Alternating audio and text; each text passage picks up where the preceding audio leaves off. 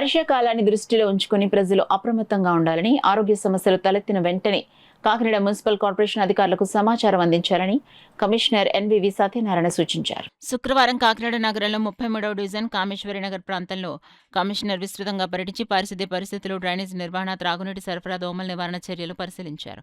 ఈ సందర్భంగా స్థానికులతో మాట్లాడిన ఆయన వర్షాల కారణంగా నీరు నిల్వ ఉండకుండా ప్రతి ఒక్కరూ జాగ్రత్తలు తీసుకోవాలని, పరిసరాలను పరిశుభ్రంగా ఉంచుకోవడం ద్వారా అనేక వ్యాధులను నివారించవచ్చని తెలిపారు.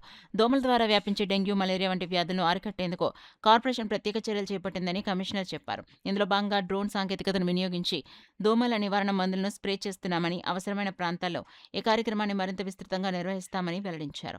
ప్రజలు తమ ఇళ్ల పరిసరాల్లో నీరు నిల్వ ఉండకుండా చూసుకోవాలని, పాత టైర్లు, కొబ్బరి చిప్పలు, ఖాళీ పాత్రల వంటి వాటిలో నీరు నిల్వ కాకుండా జాగ్రత్తలు తీసుకోవాలని సూచించారు. ఎవరికైనా జ్వరం లేదా ఇతర ఆరోగ్య సమస్యలు కనిపించిన వెంటనే వైద్యులను సంప్రదించడంతో పాటు కార్పొరేషన్ అధికారులకు సమాచారం అందించాలని కోరారు.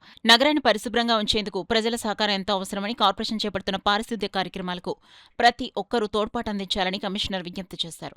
ఈ పర్యటనలో sanitation supervisor Naidu, water works deputy engineer Lakshminarayana తదితర అధికారులు కమిషనర్ వెంట పాల్గొన్నారు. ఏ అవకాశం ఉందో అట్లాంటి పాయింట్స్ ముందు మనం ఐడెంటిఫై చేస్తామండి. ఐడెంటిఫై చేసి ఆ పర్టికులర్ పాయింట్లో మనకి ఒక ప్రాజెక్ట్ క్వాలిటీగా తీసుకుని ఆ పరిసర ప్రాంతంలో మనం డ్రోన్ ద్వారాగా కెమికల్స్ని చేసి స్ప్రేయింగ్ చేసి ఆ ప్రాంతంలో మస్కిటోస్ రాకుండా ప్లాన్ చేస్తాం. ఆ ప్రాంతం దానివల్ల ఎవరికి సైడ్ ఎఫెక్ట్, నేను వాళ్ళు వచ్చారు, ప్రాజెక్ట్ వచ్చారు, నేను వాళ్ళకి 3 చెప్పాను. ఆ ప్రాజెక్ట్ వల్ల ఎన్విరాన్మెంటల్ ప్రాబ్లం ఏర్పడకూడదు ఫస్ట్. రెండోది ఏంటంటే మనకి ఆ డ్రోన్ వల్ల ఇతరకి ఏదైనా పర్యావరణం కానీ, పొల్యూషన్ కానీ, ఇతరకైనా ఇబ్బంది ఏర్పడకూడదు. అది ప్రజల యొక్క ఆరోగ్యపరంగా ఏమైనా ఇబ్బంది పడకూడదు అంటే మెడికల్గా కూడా దాన్ని చూసుకుని, అదే వల్ల పోలీస్ డిపార్ట్మెంట్ వారికి కూడా మళ్ళీ సహాయం కూడా ఆ పరిసర ప్రాంతం వల్ల ఇబ్బంది ఏర్పడకుండా చూడాలి.